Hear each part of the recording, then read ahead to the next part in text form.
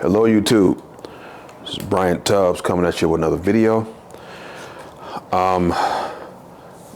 Today I'm working on a piece that I told you guys about. It's a piece, it's metal blocks. There was this guy, they own a packaging company, boxing company, and they saw us at a show this past summer, and they bought two large pieces. They bought the piece Reaching, and they bought another Eternal Flame. And I came to find out that we got to their home to deliver the pieces that they own a packaging company. And we were standing around talking for a while, and they said that they would be interested in some blocks for a friend of theirs who owns a packaging company as well. And so we showed them our blocks Child's Play, which are just standard cubes, like 22, they taper on up to like 20 inches, like 4 big cubes. And on the top of Child's Play, the cube on top is stainless steel. The rest of them are Corten. And so again, they're just cubes. And so they liked the cubes, but they wanted actual boxes. They wanted to know if we could actually make boxes out of metal. And so I said, I'm sure we could. I've never done an actual box out of metal, but I'm sure I could figure it out. So that was back in the summertime. So then I mentioned in an earlier video that they contacted us, and we're kind of ready to move forward with the project. And they put a couple drawings together, and we put a couple drawings together, and came up with what I'm creating now. My wife did the drawings, and we just kind of collaborated back and forth, and then it kind of came to fruition. So what I'm doing now is this is the base box. This is going to be 24 by 24 by 24 for 24-inch cube. This is 11 gauge Corten. So that's the base box. We'll call it box 1. And then box 2, which is on the other side over there, is too heavy to move around. It is, what is it? It's the same as this one, but this one is 12 high. So that one is 18 by 22 by 18 in height.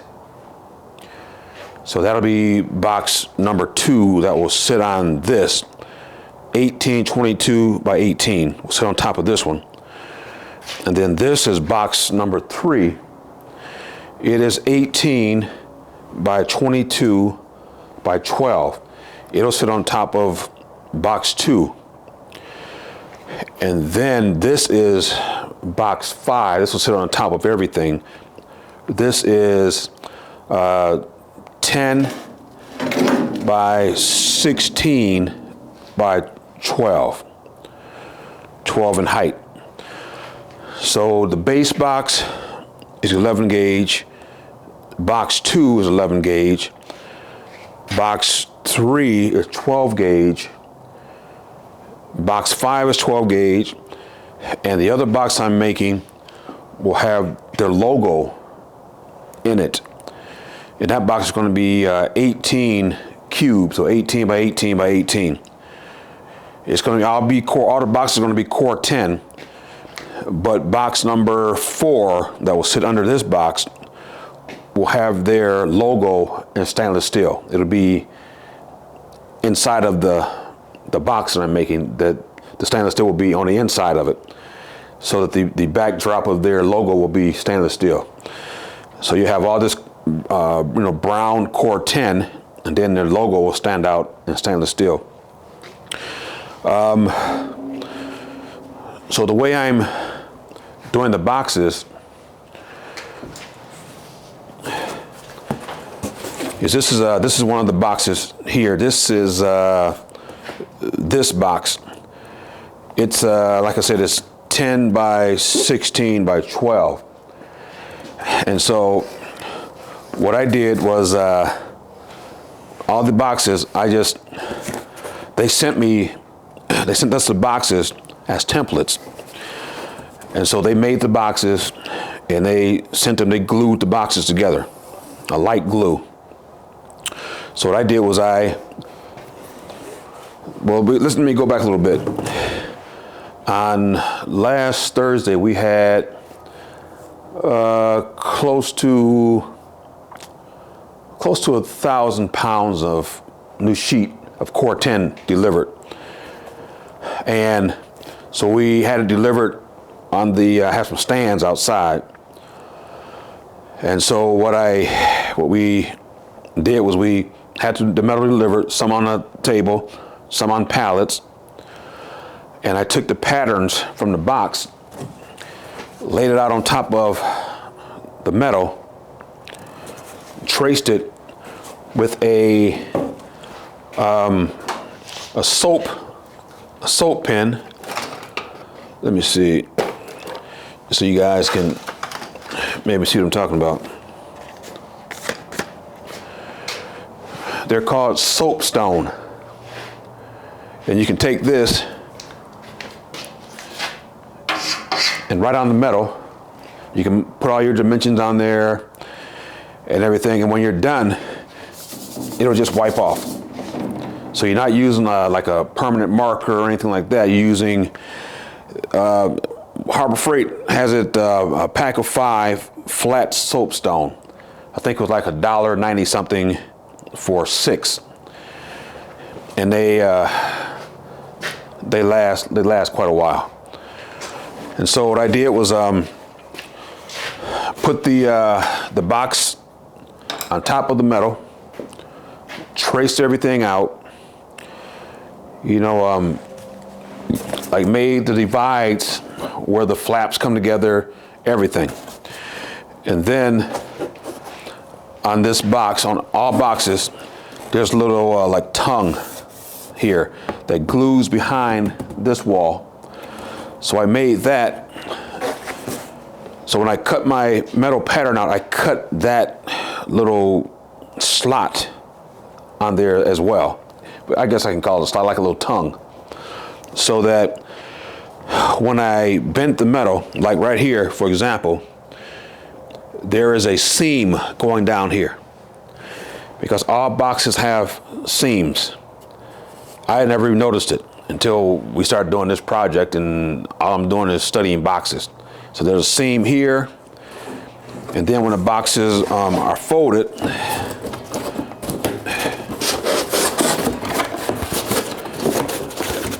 there's of course a seam down the center, and you see the seams on the sides. Seams are everywhere.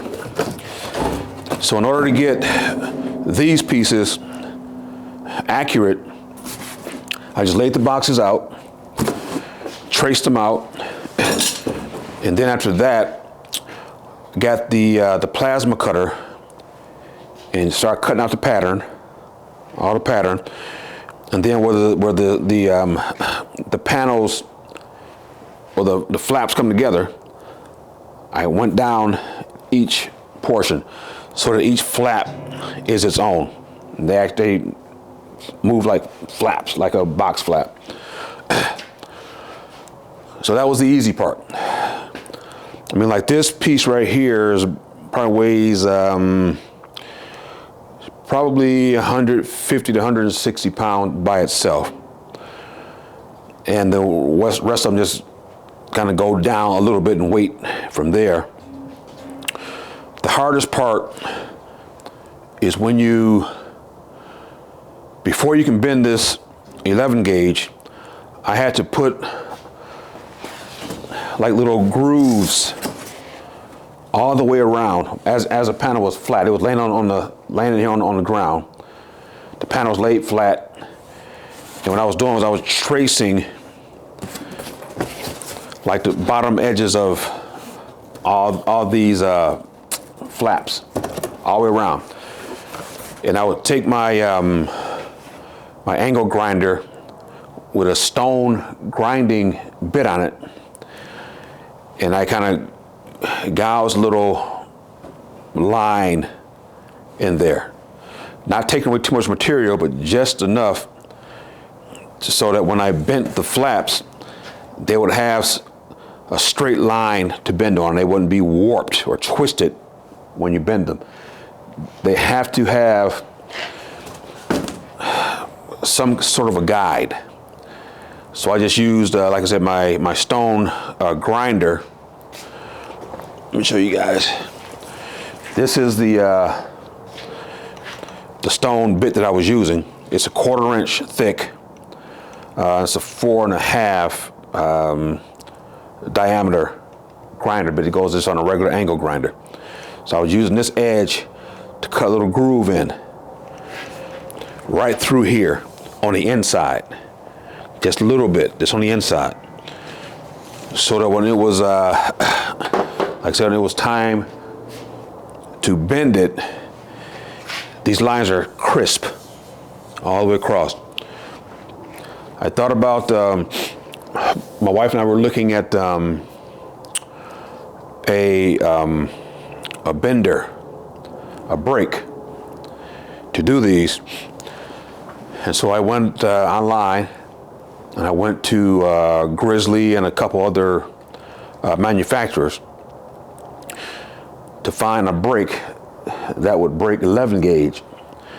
And so I thought I had found one, because it was, gosh, I think it was like 48 inches or something like that. And they say it would bend up to, I think it was 12 gauge. I wasn't sure if I believed that or not. Whenever they say it'll bend like 12 gauge or something like that, they're talking little small, narrow pieces that it will bend. It won't bend a full sheet. And then I read the small print, and sure enough, it said it'll bend 12 gauge. I think it was up to like 10 inches wide or something stupid like that. That wouldn't do me any good. And so a brake was out of the question. And then with this panel, 24 by 24 by 24, it was 96 inches in length, and I added 2 inches for that little tab that's on here. So I added 2 inches, and what I did was I scored behind that too, and I bent it on a 90 degree. So you have this portion here, and then behind this wall is that 90 degree tab that sits behind it 2 inches. And what I did was I didn't just weld the outer perimeter of that tab. I drilled some probably 5/8 holes. This is, what is this, 24 inches. So I did, I think it was 1, 2, 3, 4, 5. I made 6 holes. I think it was every 4 inches, something to that effect. And so when I put it on, clamp it together, did plug welds from the inside through those holes to this. Now this is solid, as if it was just one piece. But the customers wanted to see that seam, because they wanted the boxes to look exactly like a cardboard box. So they was wondering if I could come up with a way to make a seam and all that stuff. So I just copied a box. Let me see if I can show you guys what I'm talking about. Like, for example, this box would come like this, put together. But when you take the box apart, you have this guy. It's a glue tab. that's bent over on a 90 degree. So when the two sides come together, that glue tab goes behind that panel, and that's what forms the box. So I just took one of these, just laid it out on the metal, and just traced everything. Like I was saying, I traced between all of these everywhere. Traced that little lip. Now this little lip here, I think it's like a 1.75 inches, somewhere in there. But that wasn't enough for me, because I needed something that I could grab onto to bend that. Again, this is 11 gauge metal. And so what I came up with was if I can find them,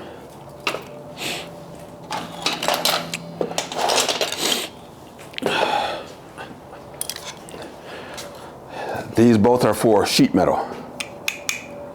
You grab onto sheet metal and you just make the bend.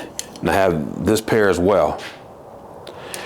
So you just go to where your line is, and with all your might, you take it and bend that tab right where you made that little scored line. You just bend it right there, and that gets it all lined up. And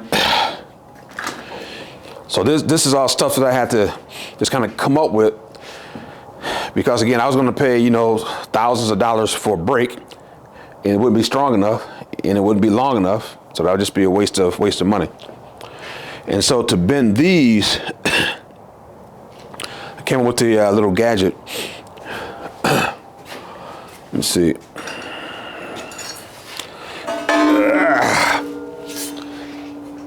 It's these guys here. So what you would do, I'm not going to bend these, but I'm in the process of bending these. So if these were straight up, just like these are, I put this on there, slid it on until it got close to that break point. Then I use this to bend it. And with this, it's enough span here that your metal won't start like rolling. Because if let me grab another one. I made 2 of them. This one, if you can see it, it has a handle on it. I think this one is, what is it? It's 9 by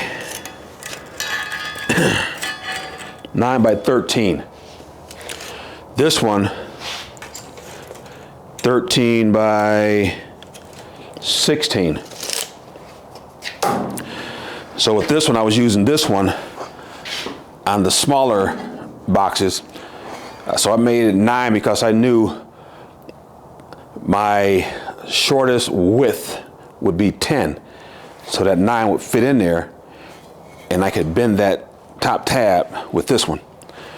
This is 16 because I knew my wider tabs would be from 24 to like 18 and that. So I just made these. So you can't buy these from the store. And again, these just slide. If I was trying to bend this metal, my score line is on the inside. So I'll just put it on here and just bend it this way. But I wouldn't use this one, I would use this much wider one, so that if I'm bending in this area, it won't warp on that side because of all the force on this side.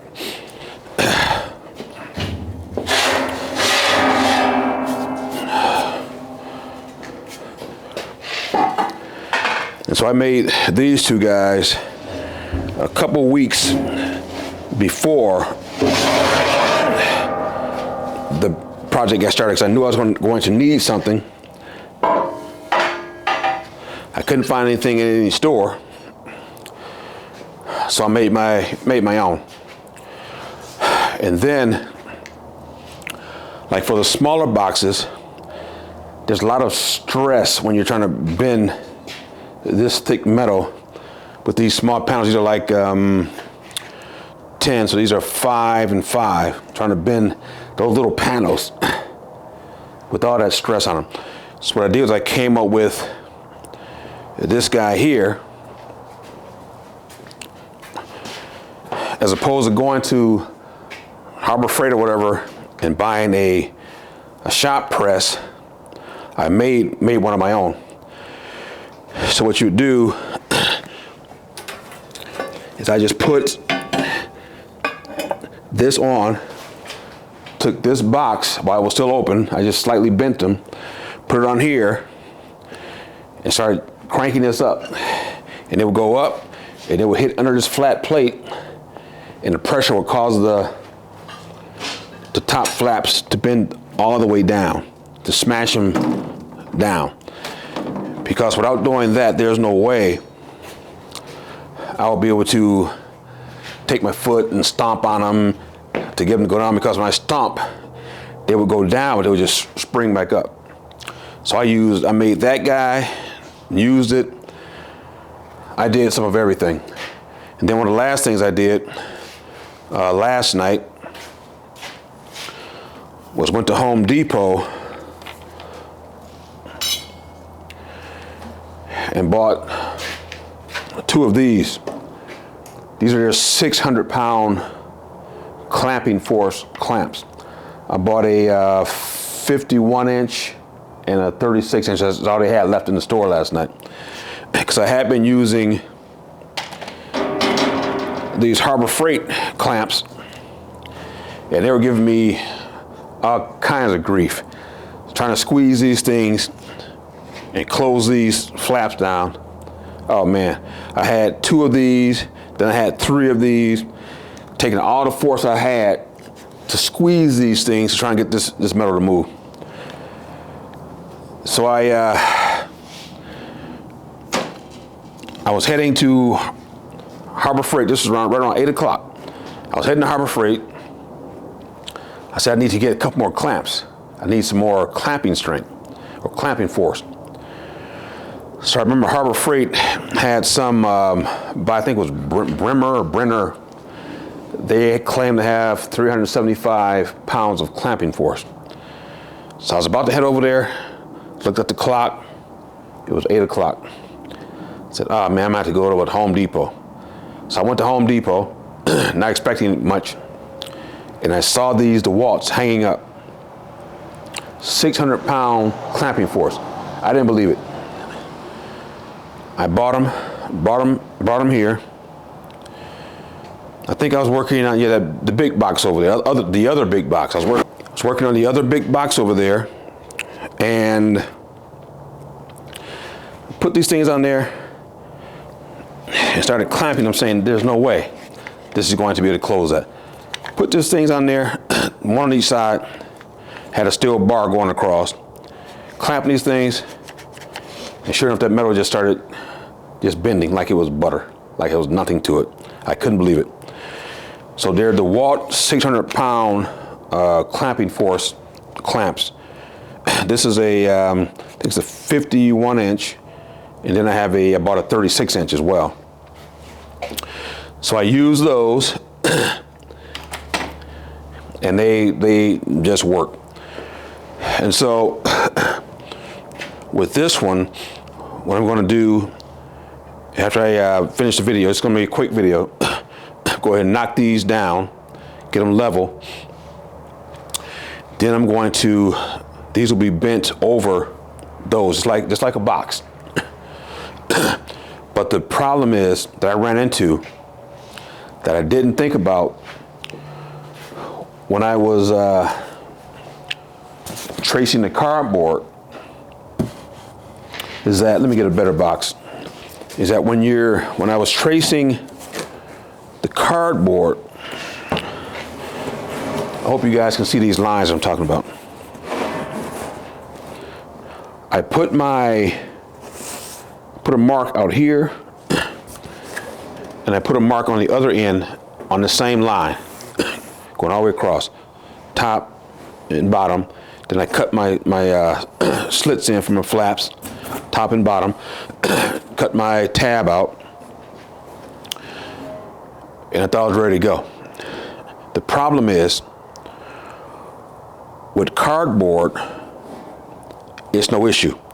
Because when you fold cardboard and you fold, say you fold this flap over,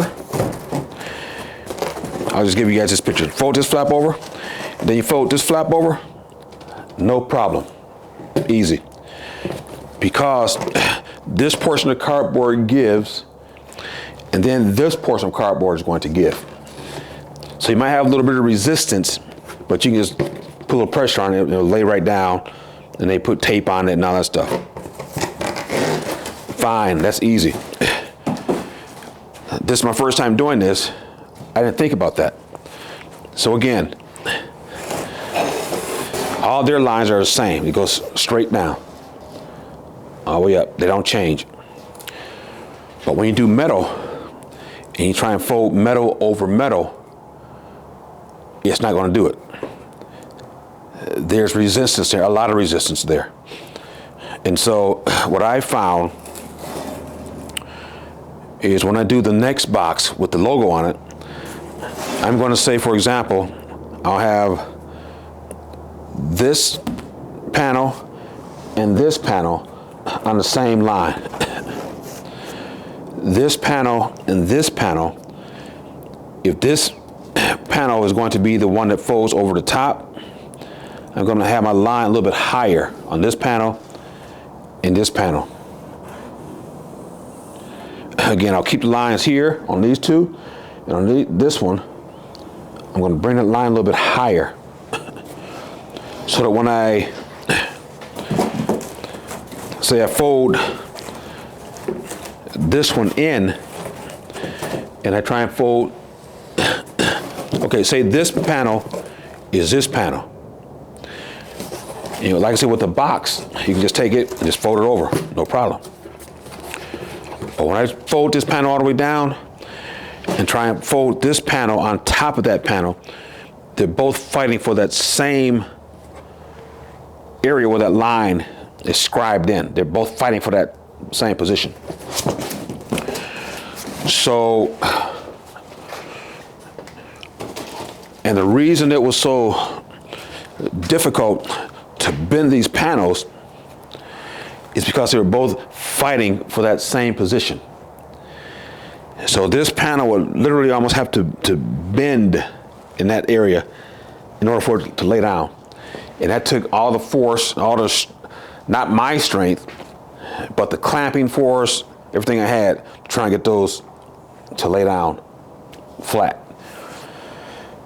So again, if you guys are ever building something like this,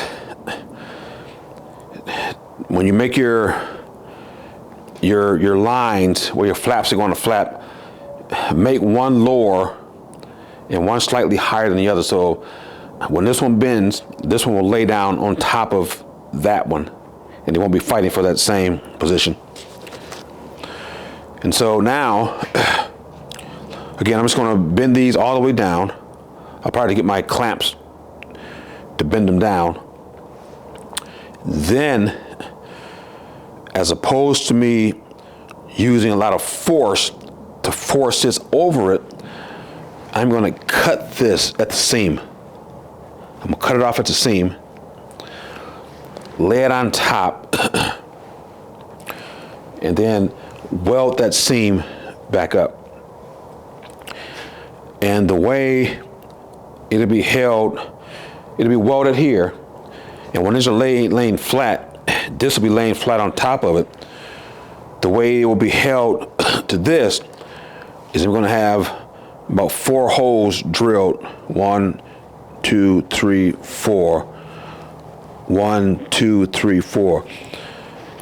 4 on this panel, on this side to hold this side.